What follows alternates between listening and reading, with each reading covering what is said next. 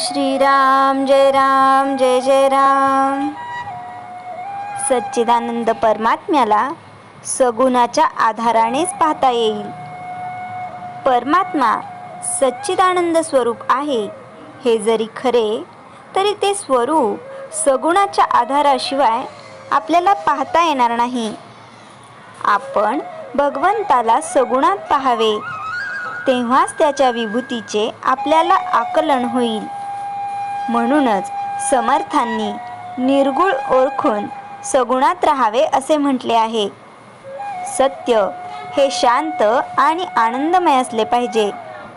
हेच भगवंताचे मूळ स्वरूप आहे. ही सर्व सृष्टी भगवंतानेच उत्पन्न केली असून तिच्यामध्ये तो व्यापून राहिला आहे. अर्थात सर्व सृष्टी आनंदमय असूनही ती तशी दिसत नाही, हा भ्रम आहे. डोळ्याच्या आतमध्ये पाहण्याची शक्ती नसेल तर बाह्य डोळा असूनही दिसत नाही. परंतु आतमध्ये शक्ती असली तरी ती आहे असे बाह्य डोळ्यांशिवाय कळत नाही. त्याचप्रमाणे सगुण आणि निर्गुण यांचा संबंध आहे. सत्य हे अखंड टिकणारे आहे म्हणून ते शांत आहे, म्हणून सनातन आहे. ते शांत आणि सनातन आहे म्हणून त्याच्याच ठिकाणी समाधान आहे. कारण अशांतमध्ये आनंद असणे शक्य नाही. म्हणून सत्य हे परमात्मा स्वरूप होय. परमात्मा स्वरूपी सत्य हे व्यावहारिक भाषेत सांगितले पाहिजे. पण व्यावहारिक सत्य मात्र निराळे असते. ही सृष्टी भगवंताने निर्माण केली आहे म्हणून तिच्यामध्ये सर्व ठिकाणी भगवंताचे अस्तित्व असले पाहिजे. याचा अर्थ असा की प्रत्येकामध्ये भगवंताच्या अस्तित्वाची जाणीव करून देणारा एक असा गुण आहे. हा गुण म्हणजे जगण्याची हौस होय. सर्वांना शांती मिळावी हाच भगवंताचा हेतू आहे. ही शांती परिस्थितीवर अवलंबून नाही. शांती एकपणात आहे, द्वैतात नाही.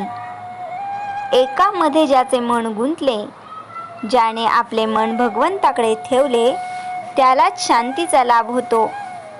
मग त्याची इतर परिस्थिती कशीही असो.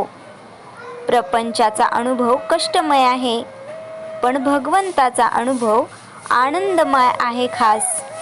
आणि त्याकरता त्याच्या नामाचे अनुसंधान हे एकच साधन आहे. भगवंताला पाहायचे असेल तर आपल्यालाही तसे व्हावे लागते.